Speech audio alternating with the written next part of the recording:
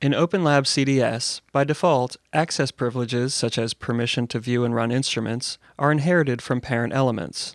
Here, for example, are the top-level privileges established for projects. If we open a project group, you will see that by default, the settings for that group are identical to the parent settings, and the Inherit Privileges from Parent checkbox will be checked. Likewise, when you open an individual project, you will see similar settings. To change permissions for a project, select the level you wish to affect, the highest level, the group level, or an individual project.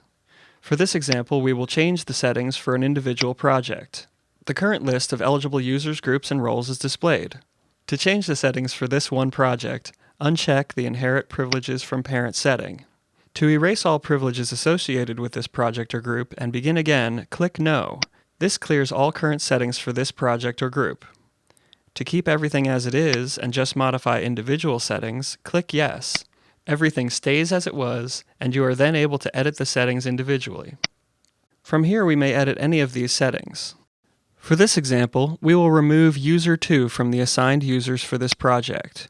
If you then go back, you can see that the Inherit Privileges from Parent checkbox is still unchecked and that User 2 no longer may access this project.